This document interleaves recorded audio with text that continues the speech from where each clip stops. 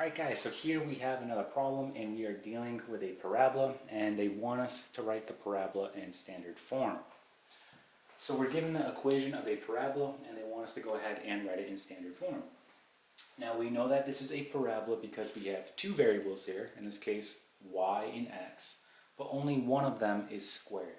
Okay? So before we get into this problem, why don't we go ahead and write out the standard form of a parabola. So you can have two versions, right? You can have x minus h, right, equal to, and then we have 1 over 4p, and this is going to be y minus k squared, right? You can also have y minus k equal to 1 over 4p, and then we'll have x minus h squared, okay? When we're in this form here, this tells us that it's going to be a horizontal, so it's going to either be something like this, okay, or like this. When it's in this form, it's going to be vertical, right, something like this, or like this. And all this is telling you is that it has either here a horizontal, right, axis of symmetry or a vertical axis of symmetry. Okay, so let's go ahead and write this in standard form, right? So we want to go ahead and group together our y's, right? And we're going to want to move everything else over to the right. So this is what it's going to look like. We're going to have y squared, right? And we'll have plus 16y equal to, and we want to move everything over to the right, so this would be 9x, right, minus 64. Now I grouped together the y's because that is the one with the squared value, okay? Notice my x, I do not have an x squared value, so I'm grouping together the ones that have the squared value, right? So in that case it's the y, so I'm grouping them together. Now at this point we have to go ahead and factor here on the left side, okay? And in order to do that, we're going to have to complete the square. Now remember, when you complete the square, you have to be in the following form. You're going to have to be in x squared plus bx. In this case, it's going to be, right, y squared plus by, okay?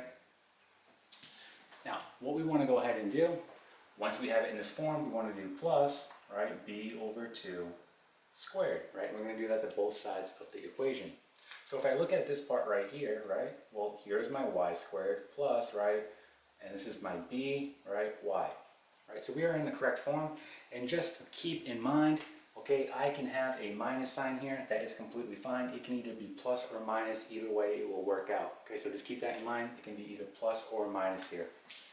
Okay, so let's go ahead and erase this. I know that I'm in the correct form, so why don't I go ahead and complete the square. So I'll have y squared plus 16y, right? My b value here is going to be 16, so 16 over 2 is 8. 8 squared is 64, so plus 64 equal to 9x, right, minus 64. Again, what you do to one side to the equation, you have to do to the other. So since I added 64 here, I also have to add 64 here.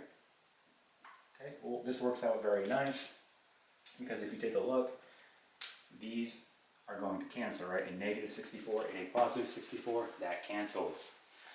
Now, what we can do here is we can factor here on the left side. So let's go ahead and do that. So when we factor this, we get the following. We get y, right, plus 8 squared equal to 9x. Okay? So taking a look at this, what form am I going to be in, right? So look, y minus k squared. Well, here it is right here, right? So here's my k value, right? And there's the square. So what we want to do is we want to solve for x here. So I'm going to divide by 9 on both sides. And when I do that, I'm going to get the following. You're going to get x equals 1 over 9, right, times y plus 8 squared. Okay? That there is going to be your final answer. Okay, so we know a few things about this parabola. Okay, we know that, well, it's going to be horizontal. I mean, it's going to have a horizontal axis of symmetry. Okay, and we also know it's opening to the positive side, right? Because my p value, right, in this going to be positive, right? It's positive here, so it's opening towards the positive side, something like that. Okay? And again, if we wanted to find the center, or the vertex in this case, right? So if you want to find the vertex, which would be right here, well, look at here.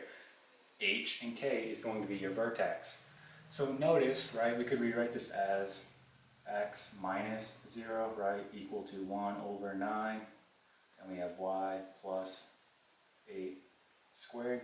Okay, so my vertex here is going to be the following, right? Well, here's my h, and here's my k. So when I pull these out, I get the following. I get 0, comma, negative 8. That is going to be where the vertex is occurring. Okay, and this problem is now complete.